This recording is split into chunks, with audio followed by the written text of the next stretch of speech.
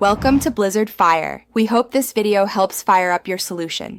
You start by confirming prerequisites: battery level above 20%, Bluetooth on your phone active, and both devices signed into the same account. Now open the Watch app drawer and tap Settings, then Connectivity and find My Device. Once the locator screen appears, grant required permissions for location and notifications. This authorizes the ping and ensures accuracy.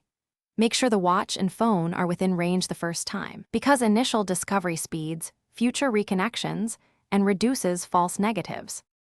You trigger the locate function from the watch or companion app on the phone. Choose Ring Phone for audible finding or Show on Map for GPS-assisted direction. Once started, watch for visual distance cues, bars, meters, or map pins, and listen for the ringtone from the target device. If the phone is offline, the app queues the request and updates when the device reconnects.